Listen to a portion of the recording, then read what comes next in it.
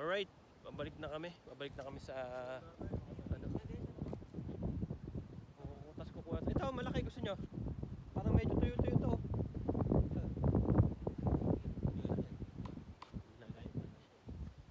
Ayun, kawayan, no? Kawayan. Saan? Saan dyan? Kawayan. Kawayan bro? Tuyo. Oh, parang may panggatong tayo. Akin ito malaki.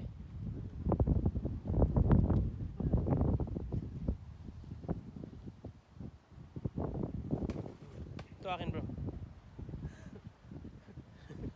Punong kitsa to eh.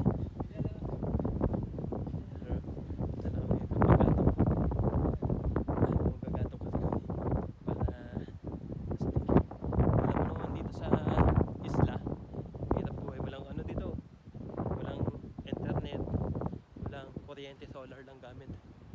Bali, may solar pag may araw yun. Mahina nga lang mag-charge. Tapos, may signal naman kaso yung unti lang doon sa sa tower namin sa may taas cottage, yung may tower doon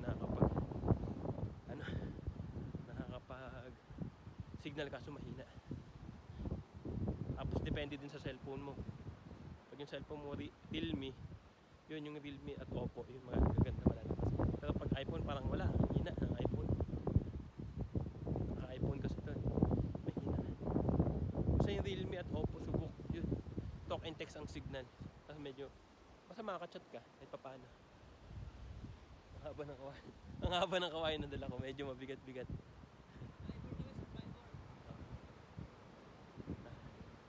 Ilang na. Bro, pwede na to bro? Ito, pwede to? Tama ka? Oo, kasi kailangan namin ng kailangan namin mag-survive dito. Kapag di kami mag-survive dito, di kami makakauwi ng buhay. Ang pagtatawid kami ng dagat, nakabangka lang kami, nasa 3 to 4 hours.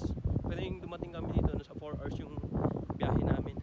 Tapos yung alon, alam yung first time ko sumakay ng bangka. Tapos yung alon, alam mo yung grabe. Boom!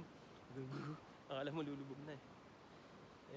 Siyempre kinakabahan ako kasi may mga bata at first time ko din sumakay ng bangka na ganun kalayo yung usually naman malalapit lang, ikot-ikot lang naman.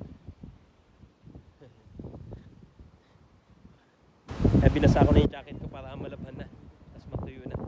Magsusot na ako ng ibang jacket. Makaligo na rin. Medyo malayo pa yung namin. Pero itong buong isla na to, isa lang may-ari.